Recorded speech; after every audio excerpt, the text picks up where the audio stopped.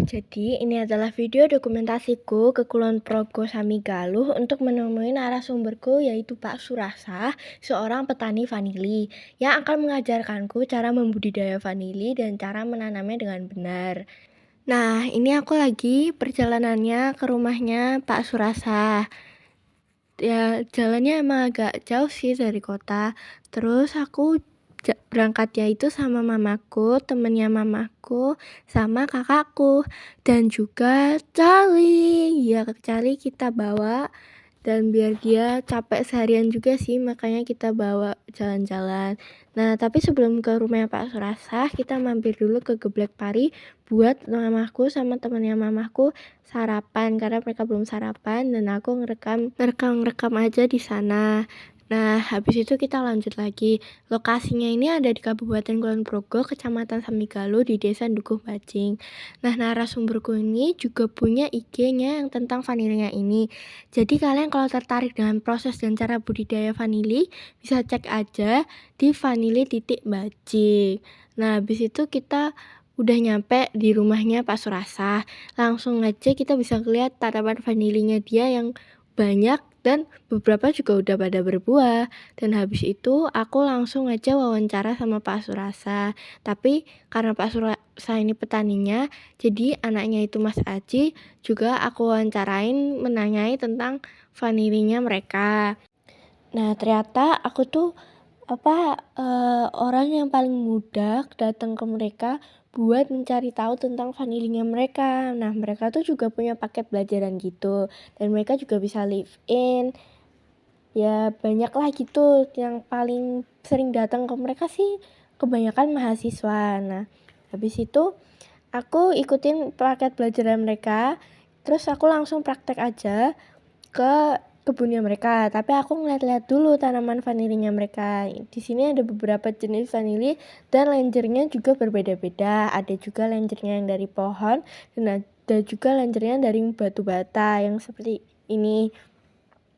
Nah, habis itu aku langsung aja praktek sama Pak Surasa ke kebunnya. Nah, ini Pak Surasa ngajarin aku cara nanamnya dengan benar, yaitu harus menyiapkan media, bibitnya juga harus udah di stressing, terus harus pakai tempurung kelapa. Nah, ini aku dijelasin kalau vanili agar berbuah tuh harus di stressing, terus polinasi dan lainnya. Ini Pak Surasa ngejelasin aku kalau nyiram tanaman vanilinya ini harus dengan hati-hati, nggak boleh kebanyakan dan nggak boleh kedikitan. Jadi kita nyiramnya tuh harus tahu dulu ini yang masih ada kandungan airnya atau enggak. Kalau masih, nggak perlu disiram. Kalau enggak, tanaman ini bakal terganggu gitu. Dan kalau udah nggak ada airnya, kita harus cepet-cepet nyiram karena tanaman ini juga membutuhkan air. Nah, dan yang aku pelajarin dari Pak Surasa ini banyak banget tentang vanili. Jadi vanili itu aku baru tahu kalau vanili itu tanaman merambat. Terus vanili gak boleh disiram berlebihan atau kedikitan.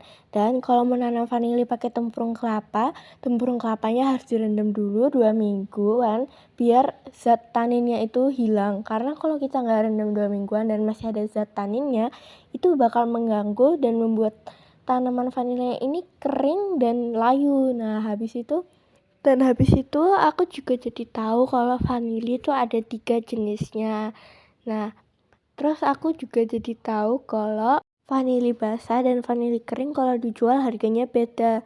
Kebanyakan vanili basah itu dijual ke eksportir dan tengkulak. Nah, sama si eksportir dan tengkulak ini, mereka akan memprosesnya dan dikeringkan. Baru mereka jual ulang dengan bentuk vanili yang sudah dikeringkan. Dan kalau menanam vanili itu juga harus diukur intensitas cahayanya. Karena vanili ini nggak bisa tumbuh kalau kegelapan atau keterangan. Jadi minimal sekitar 60-80-an gitu. Nah, habis aku tahu banyak tentang vanili karena Pak Surasa, akhirnya kita pulang dan ini video perjalanan baliknya. Oh iya, mereka juga ada loh jualan pasta vanili dari vanilinya mereka sendiri. Kalian kalau pengen beli bisa aja di Shopee yaitu vanili bajing. Akhirnya aku beli dan pastanya itu bakal aku pakai praktek buat bikin makanan dari vanili buat risetku yang tentang vanili ini. Udah sih itu aja. Thank you for watching. Bye bye.